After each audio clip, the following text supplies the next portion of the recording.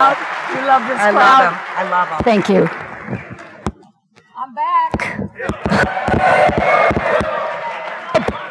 Demand. Alcoholic. They commit. Thank you for all the hard work. And they choose the speakers. Everyone but this one. This one you choose. This one's for you. Okay, so I want to know how many have heard this talk before? So as you can see, it's a cult following. How many have never heard this talk before? Okay, wait a minute. I'm getting a lot of male attention here, and I love it.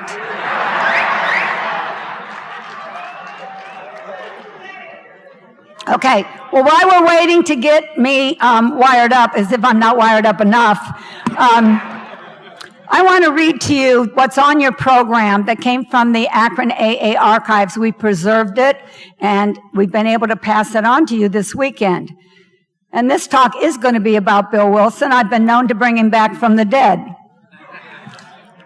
So on behalf of Bill, let's just say happy birthday, Akron. And now that's not even moving. Happy birthday, Alcoholics Anonymous.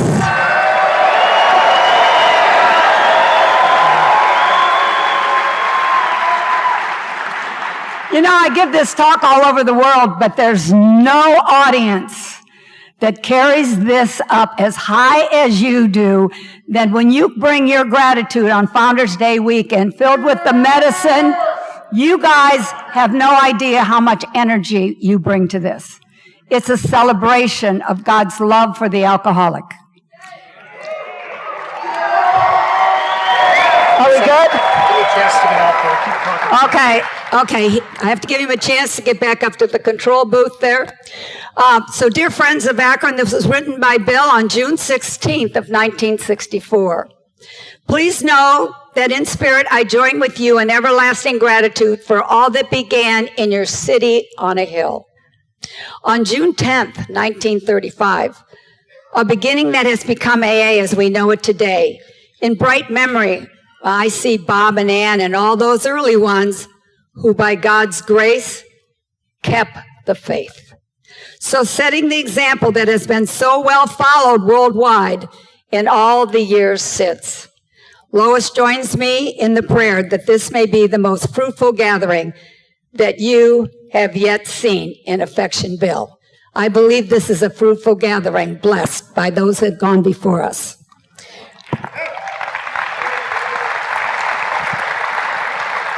And hopefully I'll be wired here soon. Are you blinking that light because it's okay for me to go?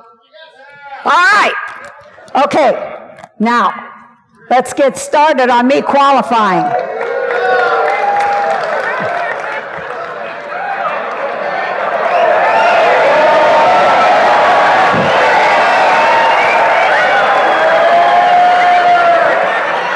Do you know that the Grapevine wanted this for a centerfold?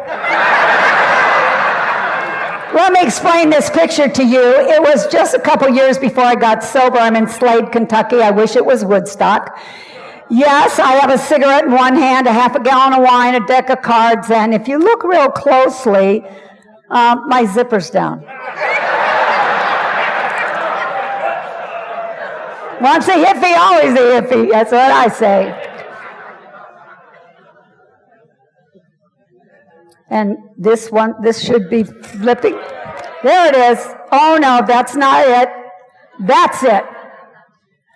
I know, you're all kind of scratching your head. You should relate to this. This is a picture of me in a blackout.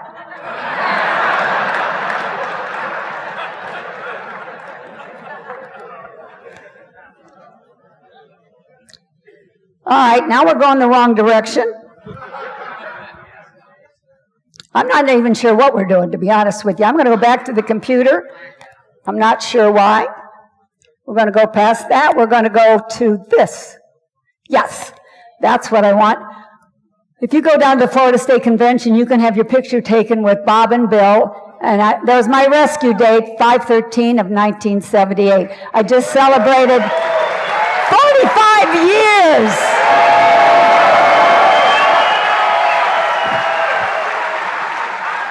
And this is my 46th Founders Day.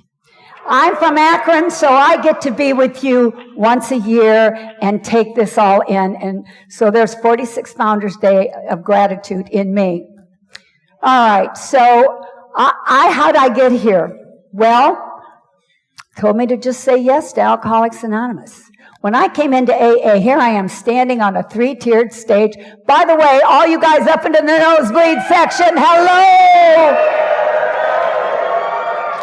If your nose starts to bleed, please call 911. We'll get you some help, okay?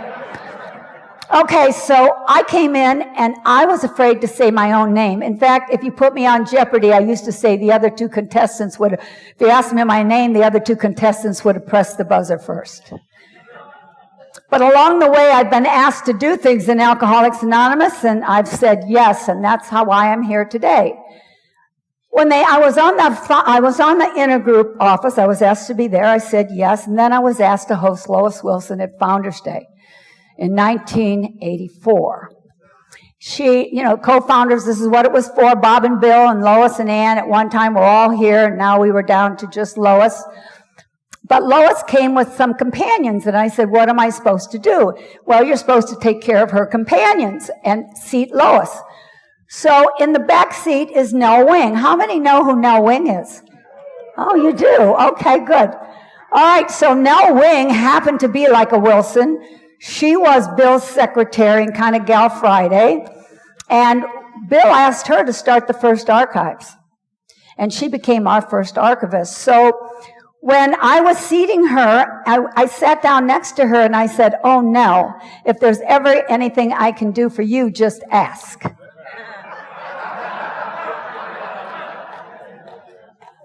Unless you mean it, don't say that in Alcoholics Anonymous.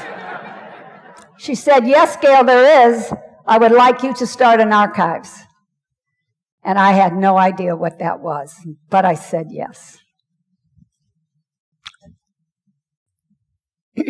Just a little bit more about Nell. Forget it. I think we're going to the house. All right. Yeah, that's it. Goodbye, Nell. Okay. 1984, I got involved in the purchase of Dr. Bob's house, and I called her up, and I said, well, we have the house now. I said, would you train me to be an archivist? I flew to New York. She took me into her home. She trained me. She took me out to see Lois so that I could tell how they did the co-founders' home in Bill and Lois's home as well. By the way, there really was 12 steps leading up to the house. We didn't just put that in for you tourists. That's just a picture of Nell, who I just love dearly and miss. So here's just a little quick video of the trip I took to Stepping Stones to see how they did Stepping Stones. And in a minute, you're going to see me with Lois. There's Nell.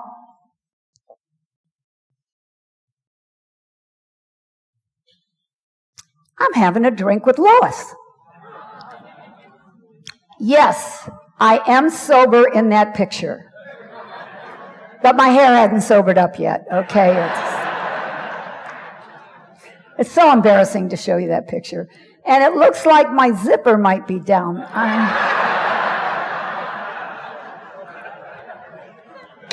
Whoa, get back. I don't know, I'm having a little trouble with this thing. I don't know why. There's something up here. I remember having trouble last year. All right, so forget it. I don't know what we're going to do. But please appreciate this. This was 6 weeks in a PowerPoint class for one slide, okay? And that's what we've come here for. So I'm going to go over here. All right, downtown Akron. That's where Dr. Bob's office was, and that's where Bob and Bill were a lot of the time. And you know, we're a rubber town. We're a rubber town. So here you're looking at a Cyberling card here. And here's Firestone Tire and Rubber Company.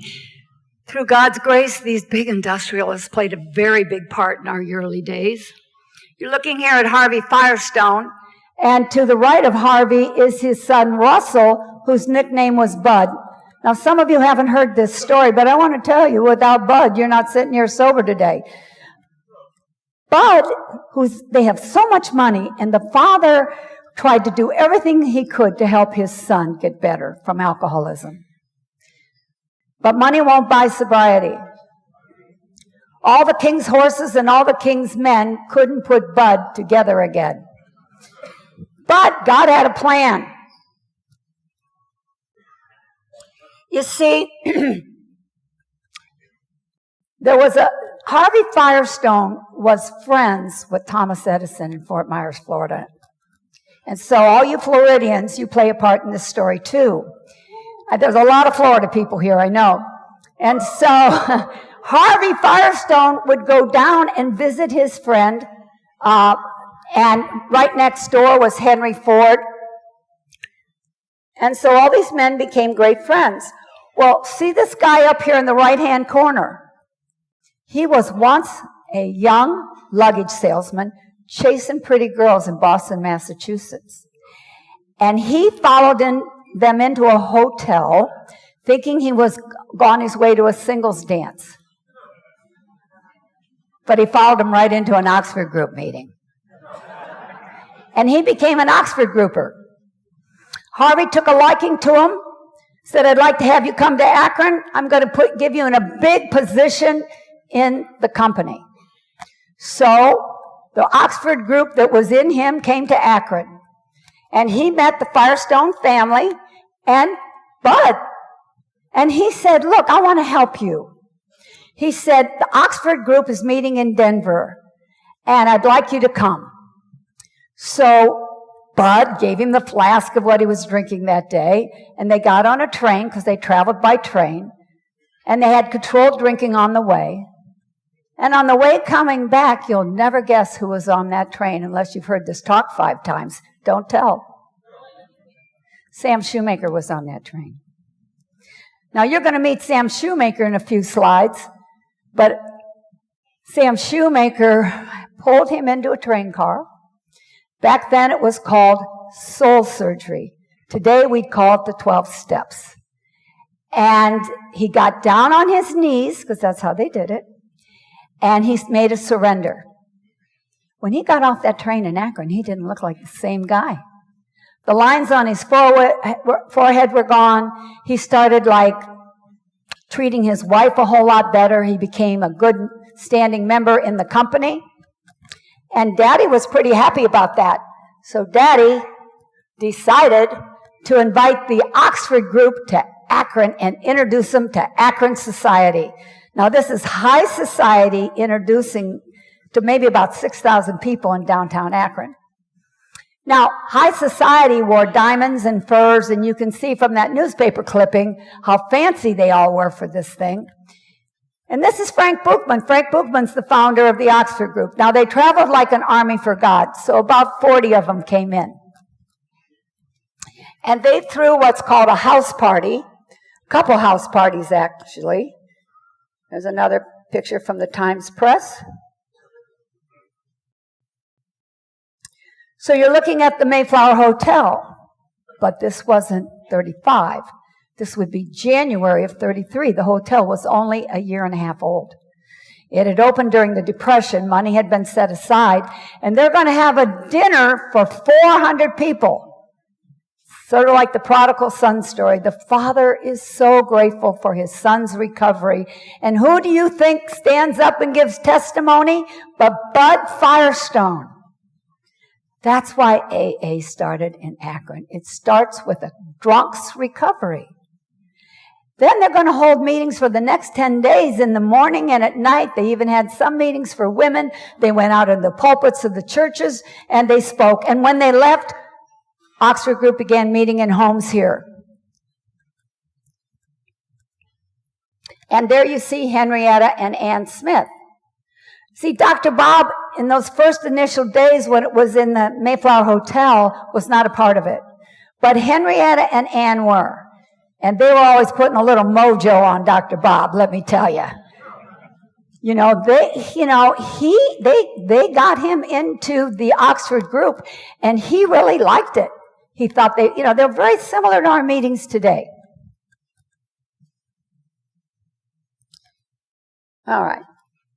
So Dr. Bob did everything they said. He went to meetings. He read the Bible. He even went back to church, something he said he would never do. We had all the principles that we have today except for one.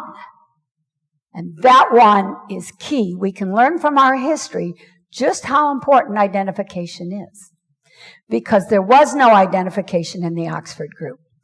So he didn't understand why he wasn't getting sober, doing all the praying he was doing and following and going to meetings and doing everything that you would think would have worked.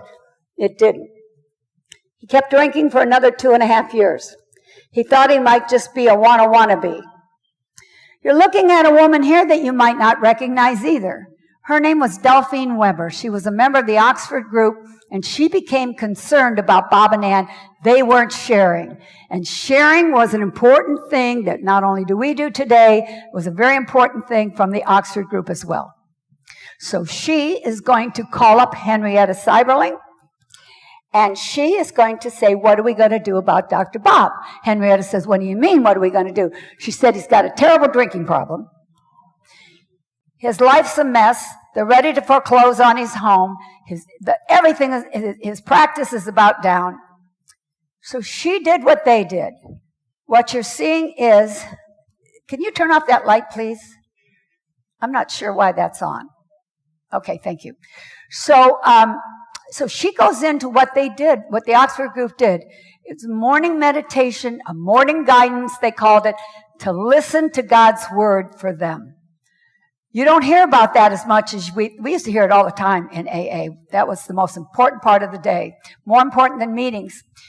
They would get up in the morning, they would read a little bit from the Bible or the upper room. If there's any Methodists in the house, that booklet from the Methodists came out in the spring of 35, just when we needed it. They dropped it off in all the homes. That was our first meditation book. Then they would sit and they would listen and they would write down with pencil and paper what God said to them. But there's another thing they did. I love it when the heads nod, so thanks for that. I think partnership might have come from this. Everybody in the Oxford group had a partner. And you didn't go it alone. I think the 24-hour book says that. They had a partner. They would call up and you would be asked, how's your guidance? They would run it by the 4 absolutes to see if that guidance was coming from the Holy Spirit or your ego. And that may be a forerunner to sponsorship. So she gets perfect guidance. She downloads intervention. There was no intervention then. You couldn't turn on your TV in 1935 and watch intervention. There was no such thing. You're looking at who I consider our spiritual grandparents, T. Henry and Clarice Williams. She calls them up and she says, can we use your home for a special meeting for Dr. Bob and Ann? This is coming out of her guidance. They said yes. She called another meeting, like they do in intervention. It was called a setup meeting. She held that meeting on a Monday, and she said, come prepared to mean business. There's not going to be any pussyfooting around. We're going to share, and we're going to share deeply. And they planned it. But they held that meeting Wednesday at 8 o'clock. Hold that thought. Wednesday, 8 o'clock. In the home, in this living room. And they all went around the room and they shared something costly to themselves. Then it came Dr. Bob's turn. And he looked up at them and he thanked them. And then he said, now at the risk of my profession, there is something that I need to share with you. I am a secret drinker and I cannot stop. Step 1. Another important thing happens in that living room. They say, Bob, would you like us to pray for you? And he said yes. And they all got on their knees here and said a prayer for Dr. Bob. What do you think happens next? I'll help you out. Bill, just several weeks later, ends up at the Mayflower Hotel after that intervention. Henrietta's going to continue to pray for Dr. Bob every day in her morning quiet time that God will intervene for Dr. Bob. So Bill comes to the Mayflower Hotel, and right through that corridor there is where this is going to take place, in front of those beautiful elevators. There's 3 bars in the hotel. Bill's going to take 2 steps off the elevator. There'll be a bar on his left, and the directory will be directly catty-corner in front of him. There's the bar. It's the Parisian room. Here's the directory, where he will stumble upon Reverend Tunks's name. And he will call him, and you know what he's going to put in the phone? Everybody know what he put in the phone? Put a nickel in the phone. So we're here on a nickel and a prayer. And that call, well, there's going to be 10 calls. The last call is Norm Shepard. And he gives him Henrietta Seiberling's name. Okay, so I always think about this right now. This is a Slender Threads story. You'll hear more about the threads. Imagine if one of those people had picked up the phone and been able to help Bill. We need him to get to Henrietta, don't we? Thank God they couldn't help him. The last guy says, it's Mother's Day weekend, I'm leaving to go out of town, and he gives him Henrietta's number. But there's something I want you to know, a story you don't often hear. When he got Henrietta's number, he didn't want to call her. He goes, I can't call her. She's probably the president of Goodyear's wife. So he walks away from the phone. Oh, no, Bill, don't do that. Don't do that. But he must have been on guidance, because he said, I heard a voice say to me, you better call that lady. And he turned around, and I believe he went back up to his room, and that's where he placed the call. Do you see how close we came? It wasn't just the tinkling of the glasses. It wasn't just all the people that couldn't help Bill, and he got to Henrietta. He almost walked away from Henrietta. Thank God he's a listener, too. So, they meet the next day. Bob's drunk. You all know that story. I'm not going to tell that, but the next day they're going to meet in the little tiny room of that gate lodge. And that's where, according to the forwards of the big book, that's where the spark gets struck. And if you've not been to the gate lodge in the last couple years, wow, they redid it and made it just like it was when Bill and Henrietta met, and Bob. So there's the living room. No, it may not be the living room. It may be that's the room they met in. Same wallpaper, same flooring. It's got a lot of the same flavor. Piano, her piano's back. She was raised at Vassar to marry at Vanderbilt, so she was quite a proper lady. So you can imagine what it was like for her to get that phone call. Can you imagine this? This is high society, proper back then, real proper. Hi, I'm a rum hound from New York. I'm a member of the Oxford group, and I'm looking for another alcoholic. She'd been praying for Bob every day, and she thinks, Mana from heaven, you come over here right now. I've got just the man for you. It was an answer to a prayer. She puts him up at the Portage Country Club. That is the wealthiest country club in Akron. I've only been there twice, but Bill, down and out, ends up there for 2 weeks.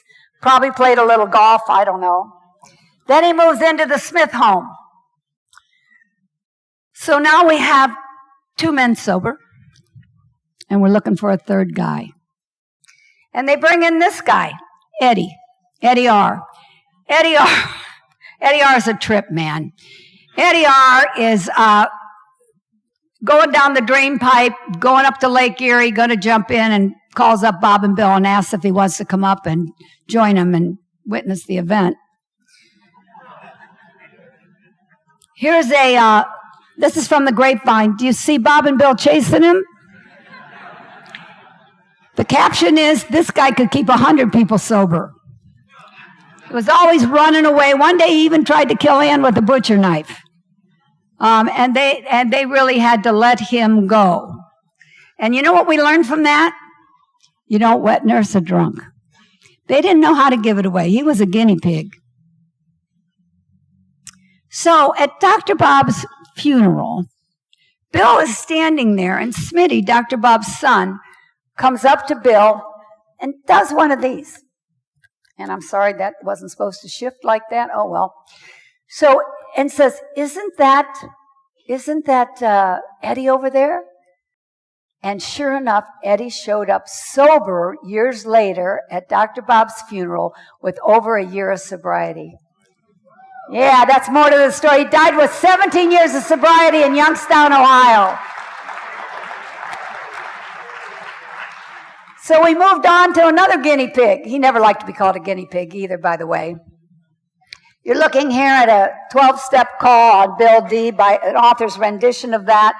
And in your big book, it says on July 4th of 1935, well, it doesn't say that in the book, but that's the day it happened. Bill is going to leave City Hospital a free man to never drink again. And that is when group number 1 began. Group number 1 today is King's School. So they didn't take him a big book. They took him the 4 absolutes: honesty, purity, unselfishness, and love. But let me give you the 4 questions to go with these. These were the only yardsticks we had. We didn't have 12 steps. But we had 4 questions that went with them. Is what I'm about to think, say, or do right or wrong, true or false, ugly or beautiful, and how does it affect the other guy? Those of us in the Akron-Cleveland area still hold those dear, and we often talk about them in our 12 and 4s, where we do the 12 steps and the 4 absolutes. Just a real quick picture here of Bill D., who became number 3. And Bill used to say about him, he kept the faith.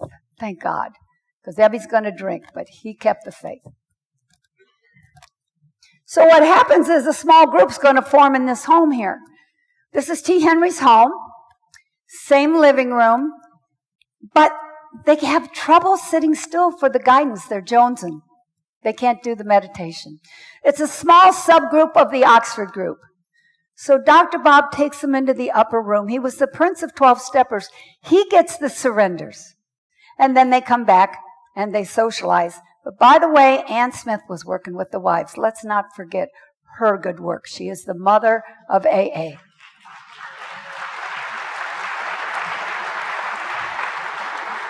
Thank you. Thank you for that. So that's called our flying blind period. And we do this for 4.5 years. We're not AA. We have no literature. We're using their literature. In fact, guess what? There was a literature table there. So we were using their literature. So that's why that's still pretty precious stuff. And so here's the same living room where they were meeting. Well, shortly in April of 39, our book gets published. By May, Cleveland's going to break away. By later in that year, closer to December of 1940, we're going to move into King's School.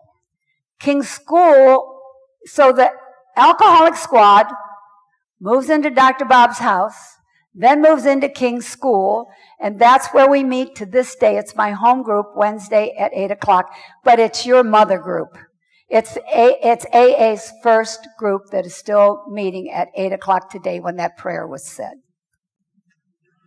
That's a cool thing. That's a cool prayer. We're going to leave Akron now. We're going to New York. Hang on, buckle up. Here we go. Calvary Church. There's Sam Shoemaker, the guy that was on the train, the guy that Bill asked to write the 12 steps, but he declined. A great friend of AA's. So we know that Ebby's going to make I don't know, there's so many different stories about this call Ebby's going to make, but you're looking at the kitchen table where Ebby and Bill sat down, and Bill could not believe Ebby was sober. He carried the message just by being sober. Bill didn't want religion, but he sure wanted sobriety. And after he saw that, he couldn't get over it. And he decides to go down to the mission that was right around the corner where Calvary Church is, right around the corner with these other buildings. It's no longer there today. I wish it was, but it's gone. And he goes down there and he's looking for Ebby, but he drank all day. So by the time he gets there, he's drunk as a skunk. And he decides he's going to make an altar call. And they tried to grab him and pull him back, but they couldn't. He made it to the altar and he made a surrender there. I don't know. I think God might have taken him at his word, because after that, he was in Towns Hospital for the 4th time. And that's when he's going to have that white light experience.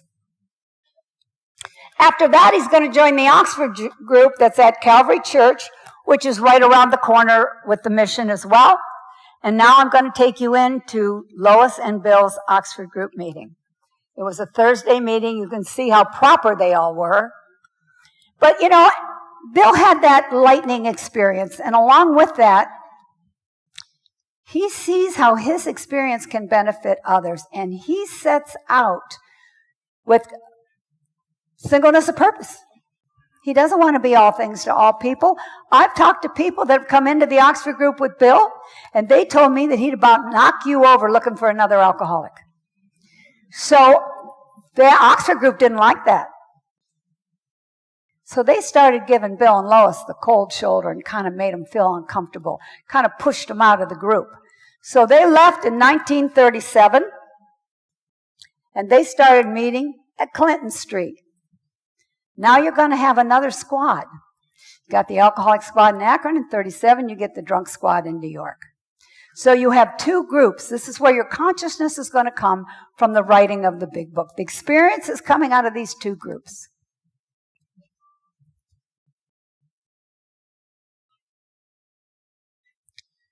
We're going back to Akron because Bill's coming back to Akron in 37. He's going to go to Dr. Bob's house, and they were doing something in those days. They didn't quite know what they had. So sitting around the living room, and they're counting noses. How many people are sober? Because they didn't know what they had. A lot of failures. A lot of people drank, including Ebby in 1937. Can you imagine how heartbreaking that must have been? So the 3 of them were counting noses. Quit laughing. I had to Photoshop Bill in that picture. I needed a picture of 3 of them. I heard somebody out there laughing. And it really was 37, not 47. And they come up with 40 people sober. Now, I got to tell you, I can't explain that moment, but it seemed like a moment of ecstasy. They somehow, all 3 of them knew that a light had come into the dark world of the alcoholic. With all the failures that they had, when they came up with that number 40, they were elated. We've got something here. And then the next thing they did was they bowed their head in thanksgiving. Now, if you know Bill, he didn't last long in that serene state. He started thinking about hospitals, missionaries, and literature. They decided to go back, because he'd been working on Wall Street, where lots was going on. So the one thing really cool about the co-founders, they didn't always agree, but they agreed to disagree, thank God. Would we even be here today if they had fought their way through this whole thing? No, they led by example. So I kind of want to show you a picture of their friendship and how much they seem to, well, cameras had just come out, so we're really lucky to even have this. And who knows what they're saying? Probably, keep it simple, Bill, don't louse this thing up. Check out Dr. Bob's Wild Ties. Now, you can't see his Argyle socks, but you can tell he was quite a character. A lot of fun. And you can see that they're both pretty happy in their sobriety and their friendship. And in a minute, you're going to see the mother of AA, Ann Smith. And she just wants to get the camera. Yeah, get away from that. She just wanted to stay in the background, as you know. Check out Bob's ears. He must have been a good listener. I think he was a good listener. God bless her. She used to say, if I don't love you, what's wrong with me? I know. Okay, we're going to move on. Because we're going back to T. Henry's house, where he's going to have a sales pitch here. We got Bill going to talk to the guys that are sober in the house. And this is an interesting conversation here. He's going to say he wants a chain of hospitals, paid missionaries, literature to keep the message from being garbled, kind of like telephone, you know. The man of Galilee, they're saying the man of Galilee had no press agents, newspapers, pamphlets, or books. Keep it simple, Bill. Doesn't that sound like Northeast Akron? Yeah, Ohio, yep. So Bill says, you could keep it so simple, you're going to have anarchy. There's alcoholics dying within gunshot of this house here. He never stopped caring about those we weren't reaching, ever, ever. That was Bill's mission. So we take it to a vote, and we're going to send Bill back to New York to raise the money. We don't have any money in Akron. There's a depression going on. So he goes back to the Big Apple, and he's going to pitch the rich. And he and Hank, his buddy, who I'm going to introduce you to in a minute, we're going all over the place trying to get money to fund this project. But nobody's too interested in 40 people sober. We'd rather give our money to the Red Cross or the Salvation Army. So Bill's depressed. His little project is not getting up off the ground, and he's subject to imaginary ulcers. And he's moaning and going, and he decides he's going to go see Leonard Strong. Leonard Strong, for those of you that don't know, is a doctor. So he became the family doctor. He paid for all Bill's trips to towns, paid for a couple golf sessions. I mean, he was always helping Bill because he married Dorothy. That's Bill's sister. So he goes and sees Leonard. I can't tell you, we're not here without Leonard. He's whining to Leonard, and you know what I think whining is? It's just anger coming through a small hole. I'm pretty good at it, actually. I practiced it for many years. So he starts whining about nobody's giving him money, and Leonard knows somebody who is connected to the Rockefellers. And the next thing you know in our story, Bill is going to be on his way from this miserable condition he's in to meet Willard Richardson. Who's Willard Richardson? Rockefeller's best friend and religious advisor. And now Bill is invited up to the Rockefeller offices, all the way up. I think it's the 56th floor. I love this story. 1 minute Bill's down, next minute he's in the Portage Country Club, next minute he's down, next minute he's in the Rockefeller office. I mean, you can't make this stuff up. And they make a plan for years later to show up in the offices. JD, he never met him. But all the Rockefeller guys are there. Let's see who was there. We have some alcoholics mixing in with them. We have Bill W. Oh, well, let's do the Rockefeller people first. Albert Scott, Willard Richardson, Leonard's there, Silkworth is there, Amos is there, and Leroy Chipman. The alcoholics, Bill was there, Dr. Bob was there, Hank's there, Fitz was there, Ned's there, and Dick S. from this area was there as well. Now, they don't know what to do. They're alcoholics, and they're only a year and a couple months sober. This is 1937. There's hardly anybody sober but a few guys, and they're not that sober. And they're in the Rockefeller office. Can you picture that? How would you feel? So they start looking at each other, and they're like, what do we do? And one of them just said, why don't we just tell our stories? And that's what they did. They just simply told their stories. When Albert Scott jumps up and says, whoa, well, this is first century Christianity. Now watch what happens next. Gentlemen, up to this point, this has been the work of goodwill only. No plan, no property, no paid people, just one carrying the good news to the next.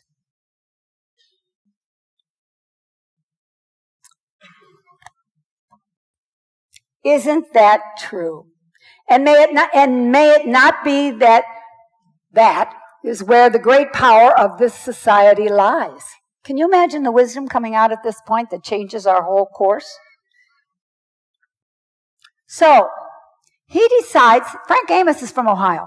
He's going to come and he's going to investigate what's going on in Akron.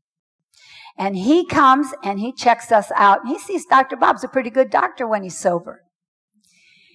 And he's going to make this recommendation back at the office. So he goes back and he decides, now some of this is no longer true because some rascal of a historian has dug up new information.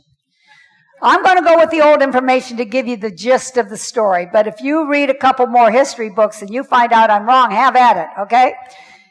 He comes back. Dr. Bob's ready to lose his home, so we know they're going to try to buy back the mortgage on the home. We know they were going to try to build some rehabilitation places, put Dr. Smith in charge, subsidize a few people, and start a chain of hospitals and get busy on the book. That's true. It's the 50,000 I'm not sure of. That was old literature, I think. Conference approved, though. I don't know. So anyway, the information goes across the desk there. And this is what J.D. says. Somehow I am strangely stirred by it all. This interests me immensely, but isn't money going to ruin this thing? I'm terribly afraid that it would. And yet, I'm so strangely stirred by it all. Does anybody here besides me think a higher power's kind of messing with this story a little bit? Strangely stirred, really? Sounds like God to me. But he wants to hear what goes on. But please don't bother me for any more money. No, I won't be the one to ruin this thing with money. Thank you, Mr. Rockefeller. We didn't like to hear that at first because we're hungry and we're broke. And the money gets shrunk down. Again, these figures may not be correct, but you get the idea. The money gets shrunk down to about $5,000, $3,000 to pay off Dr. Bob's house, $2,000 left, and they're going to put it in the Rockefeller Church. Now, what's important about the Rockefeller Church is the fact that the both co-founders are going to pull from it there, but this man you're looking at here, Fosdick, is going to write the first big book review in the New York Times. We also read a lot of his books, so I threw him in. Now we're going to go back to the Rockefellers. We're going to grab this young attorney, John Wood, and we're going to start the foundation. It's called the Alcoholic Foundation, started in 1938, and we had to figure out what's the difference between an and a. No, just kidding. What is the difference? What is the difference between an alcoholic and a non-alcoholic? That's where you get your Class A and Class B trustees. And we're going to put Leonard back on as secretary. We're going to put Mr. Richardson on there, Leroy Chipman, Frank Amos, Dr. Bob is on it, Bill R. and Harry are on it, but Bill and Hank are off on an advisory capacity. Let's meet Hank. It's time. Some of you have read a new book that's out that's kind of bringing out a whole lot more about Hank P. You're looking at Hank P. here. He was a red-haired, tall, broad-shouldered former athlete with a salesman's drive and enthusiasm. He had at least one new idea a minute and plenty of energy. Let me show you some of his ideas. Well, one of them was he'd been fired from Ohio, so he had started honors dealers. And he had hired Bill and Jimmy B to be salesmen for this company. And that's where some of the writing of the big book started, but most of it took place at 17 William Street. By the way, New Jersey is the home of the big book. That's right. That's where it... You guys hold on to that history, and I'll keep telling it. 17 William Street was where the big book was dictated and written, big part of it. And here you see Hank's notes. And I think Bill pretty much followed it from what I can tell. I don't have time to take you through every word of it. It's fascinating. You can certainly find this information is available. And here we have the lovely Ruth Hawk. They hire her as a secretary. They don't have any money to pay her. They're broke. Let me tell you what they paid her with. By the way, she was a really good secretary. She typed that manuscript many, many times, which I'm going to tell you about. And pass it on, there's a picture of her with Bill, and underneath the picture said she didn't know what she was getting herself into. She never saw any car products being sold. Somebody was either passed out or down on their knees making a surrender. No wonder it eventually went under pretty quick. So what they paid her with was these worthless stock certificates. They ripped her off one a week. They were worth nothing. They only went down to the stationery store and wrote that up. Thank God for Ruth. By the way, She typed it on that typewriter that you can see at the General Service Office, and she received the 5 millionth copy of the Big Book in Montreal for our 50th anniversary.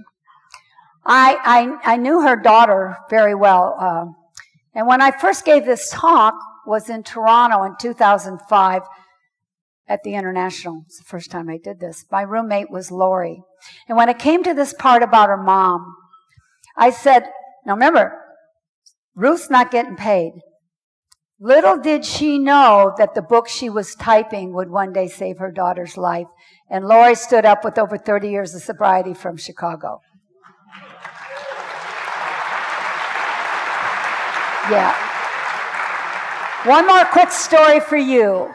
Remember Delphine Weber, the woman I showed you that called Henrietta and said, what are we going to do about Dr. Bob?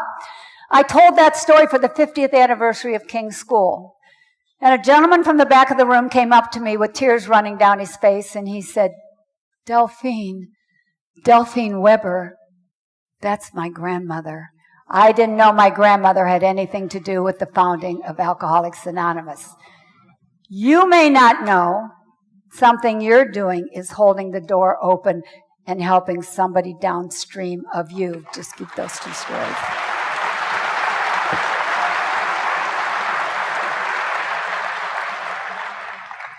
So that's a typewriter, but by the way, that thing drove me to drink in college. So they tore down the building in New Jersey at 17 William Street, but please, if you're in New Jersey and you want to visit, look for this plaque because it's on the side of the new building. And it says, it was on this site in 1938. In the 6th floor office of honor dealers, the pioneers of a fledgling fellowship wrote the book Alcoholics Anonymous. And from this title, a worldwide society would take its name. Alcoholics Anonymous has since helped millions of men and women recover from a seemingly hopeless state of mind and body known as alcoholism. Thank you, New Jersey, for keeping the faith. Thank you. So where did the Big Book come from? What influenced Bill? Well, we know William James was one of those guys that Bill read that while he was still at Towns. And both Dr. Bob and Bill recommended that. Okay, I got a little story. It's one of your favorites, I know. See this book? When Nell asked me to be an archivist, Akron didn't take care of anything. We didn't think it was important. We were too busy helping the still out suffering alcoholic. We were 12-stepping. We weren't taking care of history at all. And the interesting thing is that I had nothing to start with. So I was at the Gate Lodge. And we were having a Ohio festival, so there was a tent. It wasn't an AA thing. It was a tent behind the Gate Lodge, and it had old books in it. So I'm scrounging around to try to start an archives, get something to, something. And so I said, do you have any old AA books? And they said, no. And I said, well, do you have any spiritual books? And they said, yes. And my hand went across a little blue book. And it said, what is the Oxford Group? And I opened it up, because I wasn't even sure then. I only had about 5 years of sobriety. And it said, R.H. Smith, 855 Ardmore. His book, Please Return. I say the book found me. I did return it. You'll see it at Dr. Bob's house to the left of the fireplace. The book found me. One more quick story. Do you know they wanted 35 cents for that book, and I tried to get them down to a quarter? It's true.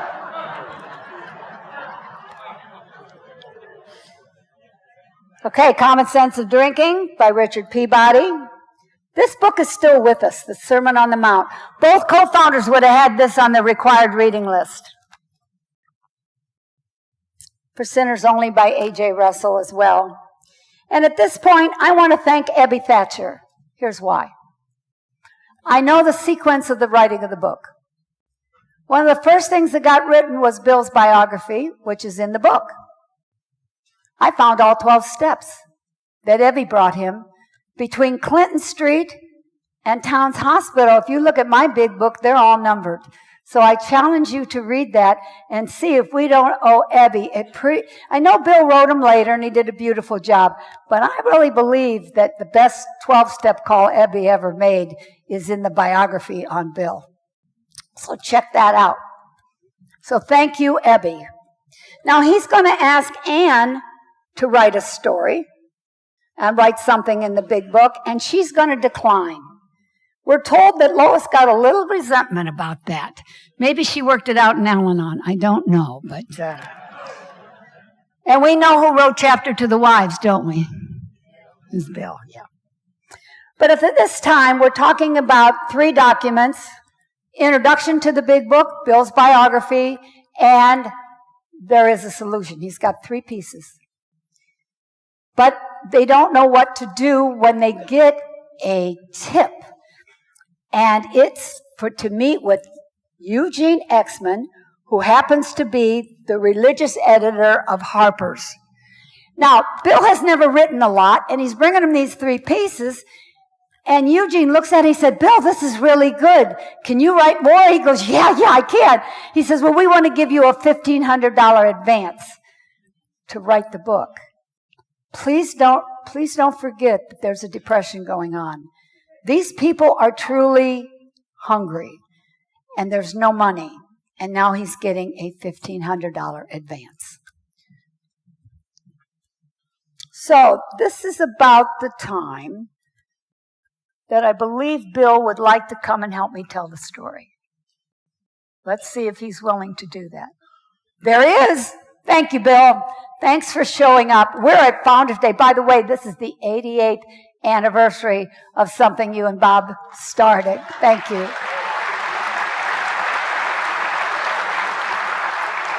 Look, Bill, look what God has wrought. By the way, I'm telling him about the writing of the big book. Would you be willing to? Why should I do it if you're showing up? Go ahead, Bill. Now then, as a graphic illustration of how pain and fear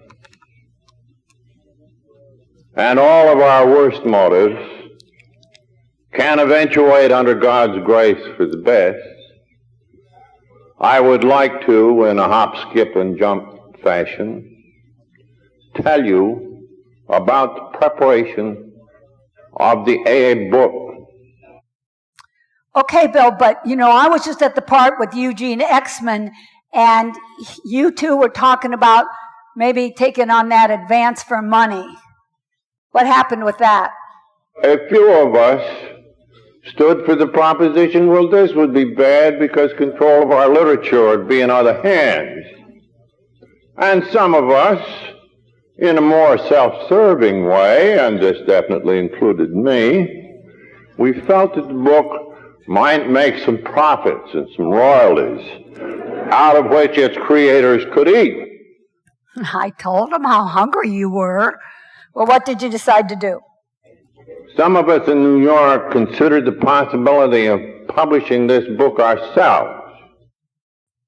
Well, okay, if you publish it yourself and you haven't done any writing or anything, weren't you kind of scared, or didn't you have some fears about that? And if so, what were they?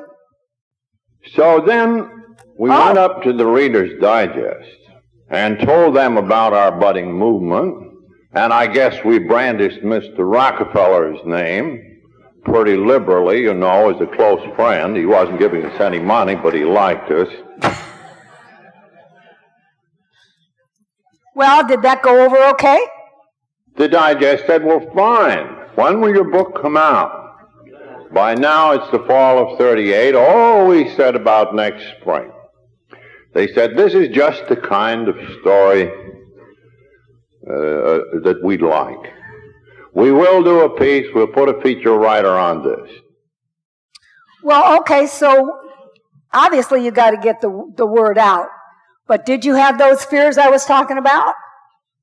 Who would publish such a book? Oh, there they are. Okay. Who could assemble such a book? What should go in it? Supposing it turned out badly. Oh, that wouldn't be good. These, indeed, for us, were great and most natural fears. Well, what did you and Hank decide to do? And then a plan came into being. It was thought there ought to be a text. It was thought these ought to be backed up by stories. And this text was, in the first edition, 2/3 of the stories came from Akron. That's for Akron. That's for all those boys that contributed to that first edition. Okay, well, Bill, how are you going to fund this? So down east, we began to peddle stock in what turned out to be the AA book, but we were peddling stock to drunks, $25 a share. The purpose was what? To feed Wilson and the gal who helped do the book and the promoter and the collector of the money. I told him you were hungry, Bill. I know it. So why did you call it Works? The title was chosen because there would be a lot more work, after this. So then Hank came up with the idea of the prospectus. Can you explain that to us? So in the prospectus, we totted up what the profits would be. Oh, I think we started in with something like 100,000 books, and the first few carloads, and I think we got as high as 1 million copies. Well, of course, if they only cost 35 cents and you sold them for $3.50, it would be frankly a great rise in that $25 stock. Might go to $1,000 a share. We didn't put all this on paper, but it was a part of the promotion. And I know you being a salesman really pitched it. How did you pitch it to the groups? We would sell these 35-cent books for the sum of $3.50. We didn't indicate any other expenses, but that seemed quite a margin of profit to the prospective stock buyer. And we pointed out that they couldn't possibly miss, because, after all, the digest piece with millions of circulation, in which they definitely would mention the new book, would simply move these volumes out in carloads. Wow, but Bill, sum that up. While this job was being done. In other words, people were asked to buy stock in a book that hadn't yet been written. I think this is a world's record for sheer audacity. So do we, Bill, so do we. Well, what happened when people got wind of this? Well, this was heard out in this country, that this ex-Wall Street swindler was contriving one of the greatest rackets known to the mind of man.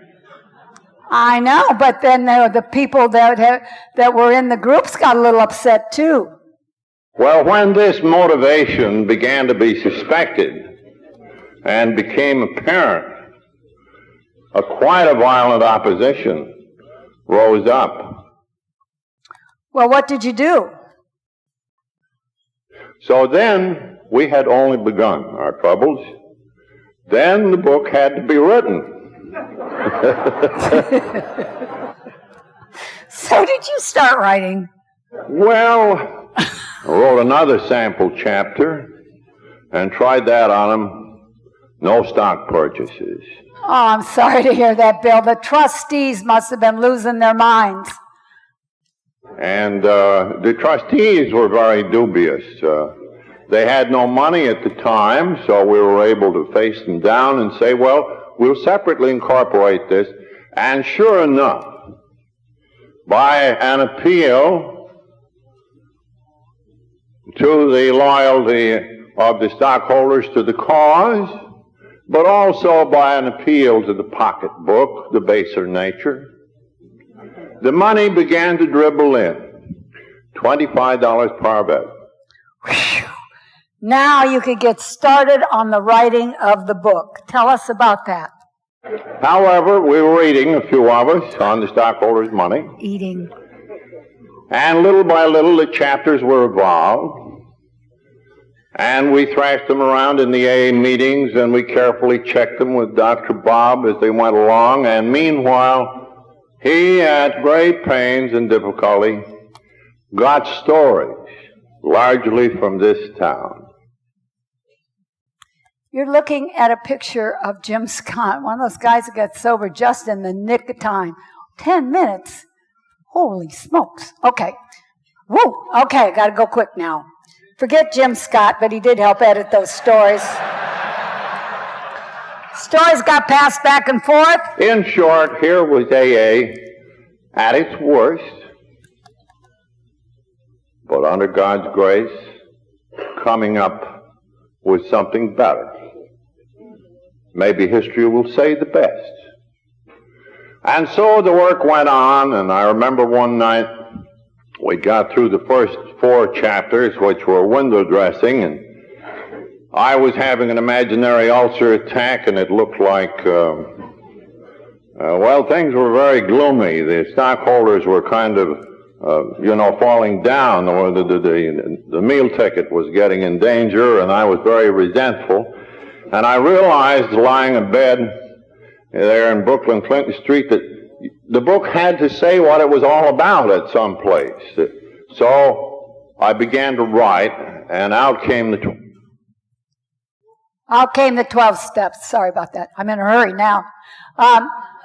These are the 6 steps he wrote: admitted hopeless, get honest with self, get honest with another, made amends, help others without demand, pray to God as you understand him. Those were the 6.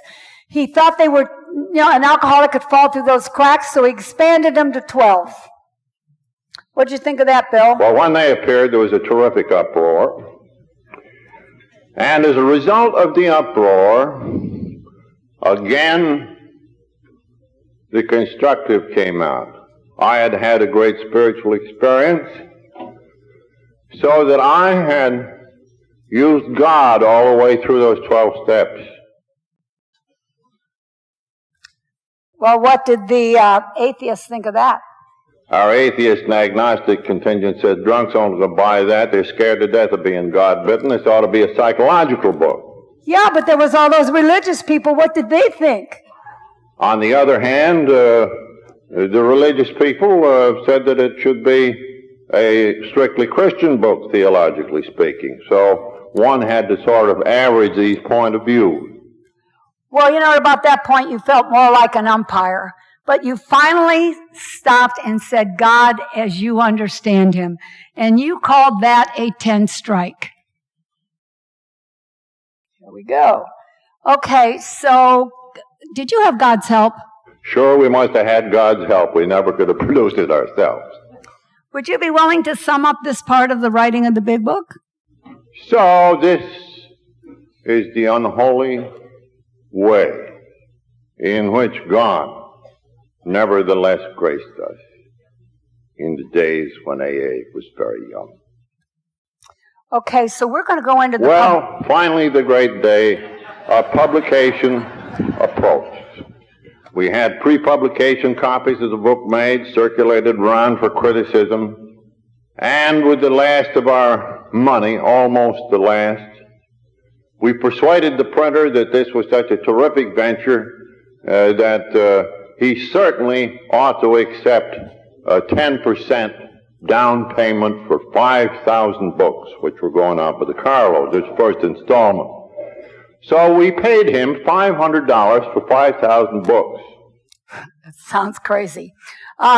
So when you sent out the manuscript, you were waiting to get some replies, and you were told to get a doctor's opinion. We're going to quickly look at the manuscript, what a mess it was. So many people, you changed everything around, put we in it, and crossed out the Y and Y-O-U-R to make it our. And then you took this manuscript up to Cornwall, and then you had to typeset it again. And you can see, folks, what a mess it was. And know what to call it. You were going to call it 100 Men Corporation. Then you were going to call it 100 Men and 1 Woman. Because Florence Rankin got sober at the last minute. Bill W. Movement, Alcoholic Squad, Nameless Bunch of Drunks, Dry Frontiers, Empty Glass, The Way Out, which is what Akron wanted. And then Anonymous Alcoholics, somebody was mumbling at a meeting and then they reversed it and said Alcoholics Anonymous. What'd you think of that, Bill? We'd been calling ourselves out there a nameless bunch of drunks, and from that the anonymity idea had come in. In fact, the book title, as voted by Akron, New York, and a few Clevelanders, was chosen as The Way Out. But in the Library of Congress, we'd found that there were 12 books by the name of The Way Out. So for heaven's sake, we couldn't make a 13th, so it became Alcoholics Anonymous. Then we went up to the Digest and said, now what about this piece? We're all ready to shoot. And the editor to whom we had talked vaguely remembered us, and he said, shoot what? Oh my God, that was bad news. What did you do? Well, we reminded our friend that a piece was due, and he said, gee, Mr. Wilson, he said, after you were here, I went to the rest of the staff here very sure that this would be a great piece, but they didn't think so, and I forgot to tell you. Oh, Bill. No, you've got 5,000 books in warehouses. You owe all this money for those stock certificates. What happens next? So we had 5,000 books in the warehouse. There were 100 AA members.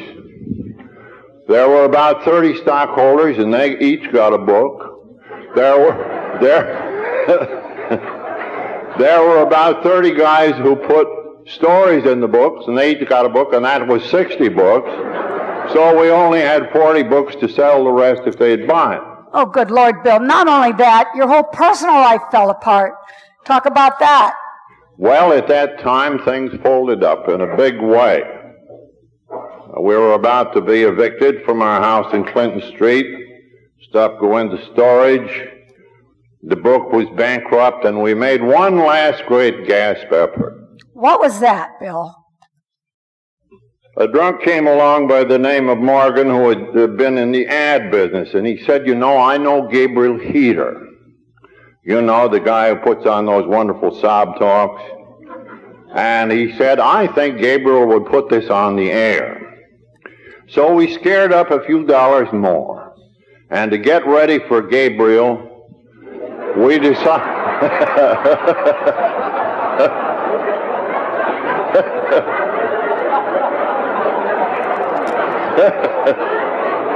Something's pretty funny, don't you think? What is so funny, Bill?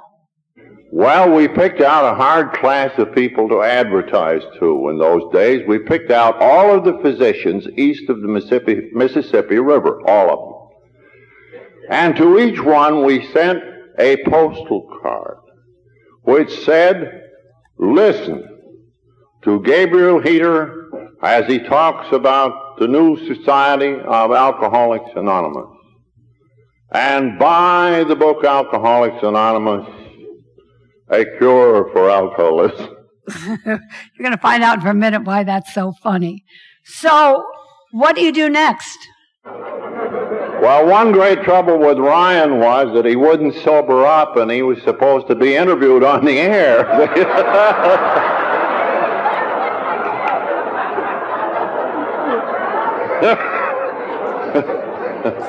My God, our last cent was in this thing and all these postal cards.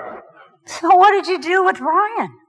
So just as a precaution, one of our friends who was a member of the Down Athletic Club said, well, now, you can have my room over there. I don't use it much. And why doesn't somebody live with Morgan in there the week before, to just stay with him and be sure he gets the heater all right? Do you believe that? That was pre-Al-Anon. Okay. So how'd that work?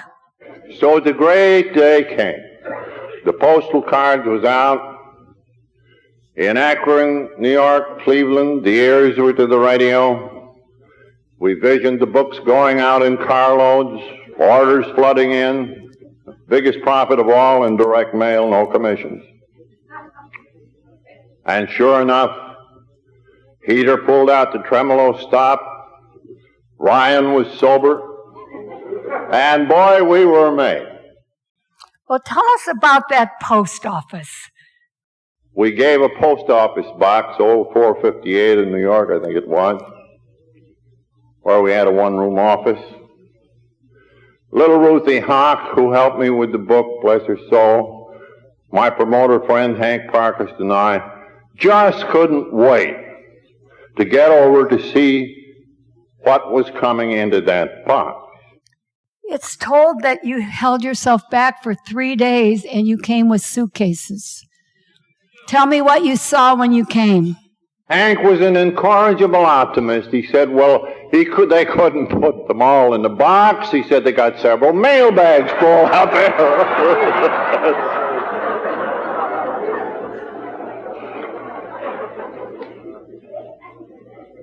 So the clerk came with the cards. Hank said, ain't there any more? No. We took them over to the desk and we counted them, and there were 12. And 10 of them were from doctors, obviously stewed themselves, who lambasted the hell out of us. And we had exactly 2 orders for the book Alcoholics Anonymous. You felt that, didn't you? Yeah. Bill, can you sum up that for us, please? For us, almost more than any other society, pain has been the touchstone of our spiritual progress. So we can say, thank God that we have suffered such pain, that such a spectacle as this has been brought into view and being. Bill, thank you so much. Say hello to Dr. Bob for us.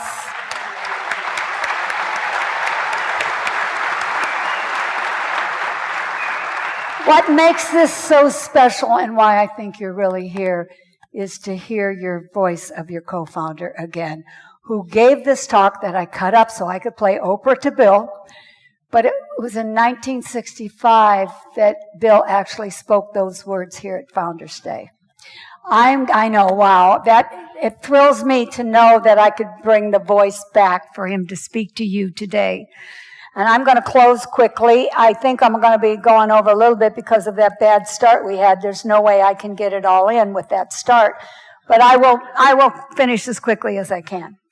So check out what we call the Big Book today. Now imagine the stigma that was on alcoholism back then coming into the program and taking that big book with that circus jacket under your arm and walking down the street and staying anonymous. What were they thinking? Another book jacket cover they were going to use. I do want to read this to you. This comes off the very first big book that is currently at Stepping Stones. This is Bill's book. Note, this was the very first AA book off the press.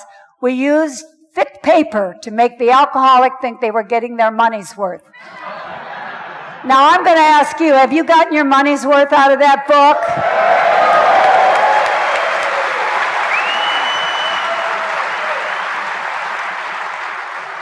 One more great story. These stories are so good. Bertha Taylor's got this beautiful tailoring shop on Fifth Avenue. And because Reader's Digest is canceled, they're homeless, they're hungry, things are bad. The big books are in warehouses. This thing is dead in the water, no publicity.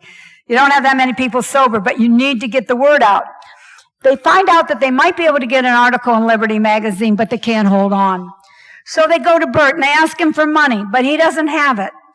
But he does make a reference to a Mr. Cochran, and they ask Mr. Cochran, well, will you lend us money? We'll sell you books at a discount, and you can put them in libraries. He said, let me see your financial books, and we sent it to him, and he said, I don't think so. We were like $10,000 in debt or something. He said, nope.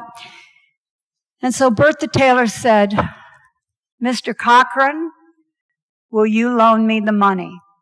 Bertha Taylor hawked his business to get us to our first article. Yes, don't forget some of the sacrifices.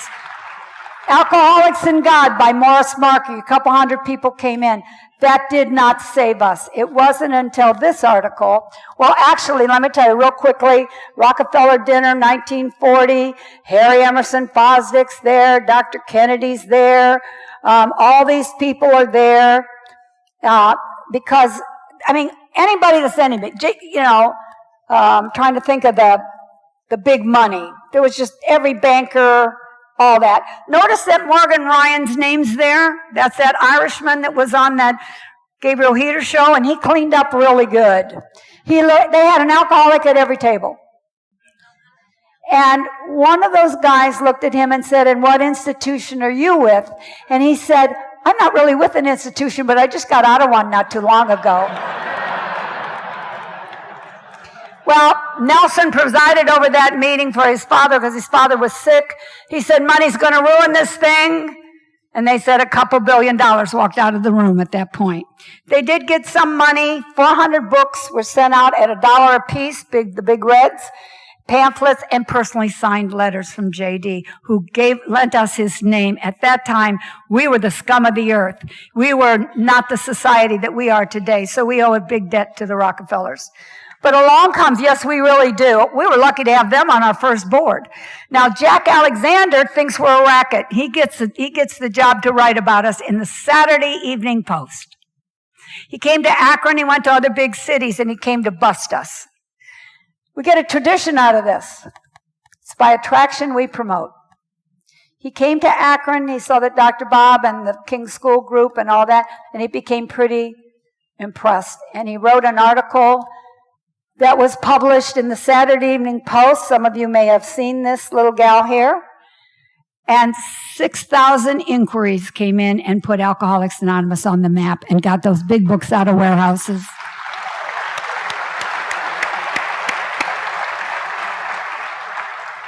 Yeah, that really saved us. We then paid Mr. Rockefeller back. These are some of the checks. Got a little office there on Vesey Street. And here's my closing. Well, there's two more slides, but this is kind of the closing slide. This thing moved me. This picture. Bill and Lois are homeless. They're living in cars. They're living in anywhere they can find a bed. They end up at the 24th Street Clubhouse, and then they finally get a home. So, this is a hard story. You heard how hungry they were. He says it several times. Can you imagine? Don't quit before the miracle. That's what I get out of this story. Do not quit before the miracle, no matter how dark it is. Keep your face towards the light. Because here you see that couple, and he said this in Fort Worth. When he's going up the elevator, he says, "On what slender threads our destiny does lie." Again in Fort Worth, he'll say, "It transcended the mountain and the sea, and is even at this moment lighting candles in dark caverns and on distant beaches." I can't imagine what that couple must have felt like seeing those big books after I just told you that story, being sent out now globally all over the world. So now what I'd like you to do is just pause for a minute. Put that pause in. And sit back, because I'm going to go through a cast of characters that were in this story. And please don't come up to me and say, "Why didn't I mention Roland Hazard?" He's not in this story. I mentioned him in other stories. But I'm going to mention the ones that were in this story. So sit back, but I'm going to challenge you. Remove one name. Remove one person. And I think the whole story falls apart, and we're not sitting here at this beautiful celebration of Founders Day. So here we go.